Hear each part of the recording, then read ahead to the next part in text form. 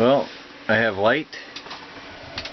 I've got water pump and cooling fan. I'm holding steady at 12.5 volts. It's about 10 o'clock at night. I still have the cap. The filler neck on the stove is still loose for safety until I do fix that expansion tank problem. I think one person may have been right. It's supposed to be higher than the water to allow the pressure to go upwards, and if it's laying down like it was, the water wasn't able to get out all the time and it filled the tank up. That may be right, I don't know, but either way it's not working. So the stove is working with the cap off. There's a tiny little bit of steam escape, but other than that it's alright for now. Well, there's my fireplace, and I got the fire going this morning. I had power throughout the night. I did let the fire run out, but I'm getting used to that now. I voluntarily let it run out to save power, just to be safe, because it's raining today and I knew there wouldn't be much solar. I have this passive heat exchanger I made up here last year. It's on my website, how I made it out of just some aluminum flashing. And I just hooked up a computer fan. Now forgive the construction zone, I'm still working on the ceiling. This has been a water damaged camper. But the computer fan, which is only using 1/4 amp of power at 12 volts, is blowing on the heat exchanger. And also an advantage of that is it's circulating hot air from the ceiling down in through the rest of the camper, because the ceiling gets pretty hot. And that little fan blows a lot of air. That's from a computer server. I got some wires, don't worry about that. That's the speakers. Once I get the ceiling put back in, I'll fix these wires up properly. Even after using power all night, I still have 12.4 volts. Nothing coming in because it's dark out and raining. But the batteries, those scrap batteries I bought from the metal recycling place, are holding up better than my brand new golf cart batteries.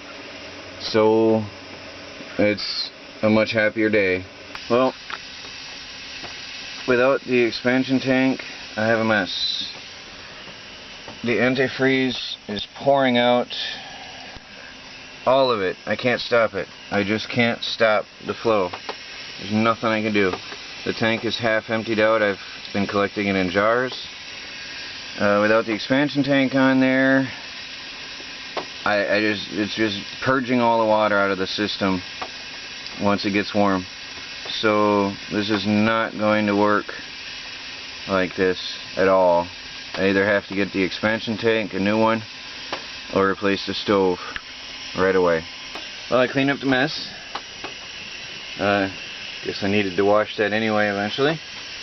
With the water in this wood stove, the chimney temperature stays between 150 and 200, which is good. That's about the temperature of your car radiator, and that's also very safe for the camper, because I don't have a lot of space between the couch and the fireplace, and there's no heat here. It works well. Most of the heat radiates out the top and out the chimney, and this setup works well. But when the temperature gets to 250, then I have a boil over without my expansion tank, and that's what happened a few minutes ago. The fire got hot and it boiled over, and I had a mess. Once the fire gets down some, everything's fine. I can maintain it.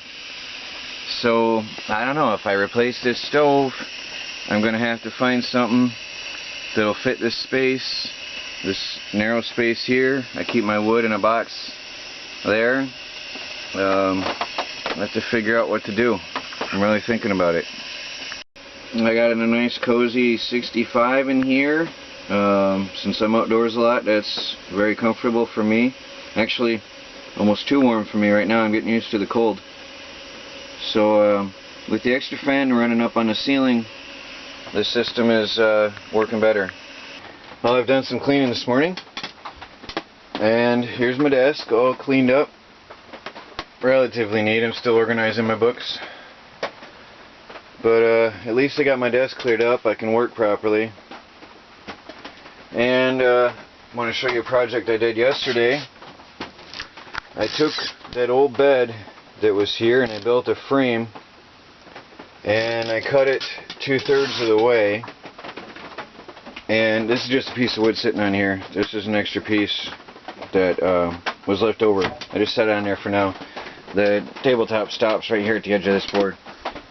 But I cut this and made myself a workbench for my electronics. So now my desk is separate from my workbench, and things are going to go much better now. This is so much nicer. And then I've put a plastic set of shelves over here and started to organize my stuff better. So yeah, I'm settling in now. It's starting to look like home. Well, I just got this light for $5 at Lowe's. I think Home Depot has them as well. It's got 3 LEDs and it runs on a 6-volt battery. And I've seen one of these running for months and months and months on a battery. So on bad cloudy days like today when there's no sun and no charging, I will be using this. Well, it's hard to say in the daylight, but that looks pretty bright. We'll come back to this tonight and see how it looks. But I think this is going to light up the camper pretty well at night. I've already started on this and I realized I forgot to get the camera out. Taking the batteries out. You can see it's raining. Yeah, you guys are alright. The rain and the cold is not doing me any good at all out here. The batteries must go inside and I will vent them to the outdoors so they will be warm but safe. First thing I have to do is dry these poor things off. So I'll get these dry before I take them in. Oh, using my new flashlight here. I've got my batteries in the compartment. This is where, if you can see this, this is where the original 110 volt to 12 volt converter box was. If originally this camper was meant to plug into a campground and the control box was here, I pulled it out long ago, which gave me a really deep storage place. Actually, I was keeping my lantern batteries in there before. It's quite a bit of room. I could actually put 2 more batteries in here if I wanted. So, and then that does vent up and through. That vents to the outside. You follow those wires up. Right up through there, it vents to the outdoors. So eventually I'll put a, actually I shouldn't say eventually, as soon as I can, I'm ordering a fan, a solar fan off eBay, and I'll have that vented straight out. And then I can put the original door back on here to cover this off. Okay, I've got my batteries hooked up inside, and today is really cloudy. There's no charging current, so tonight I'm going to use flashlights, but tomorrow if it's even partly cloudy, there's my movie star cat, always in the video. Fortunately the wires are tight. I have to make everything secure, extra secure, here because I have a cat, so I make sure everything's tight and fused for safety, because she goes in there to get mice. But we'll see how it goes tonight or tomorrow after charging. And I want to thank you all, those of you who suggested bringing these in and getting them dry. When you're in the stress, in the middle of things, you often forget some of the simplest details, and it's good to have people helping. So thank you all. I'd just like to note, these are paper towels I just used to clean the batteries. When you are living off the grid, everything becomes a valuable material. I don't throw away paper towels now. I lay them out to dry. That becomes good fire starting material.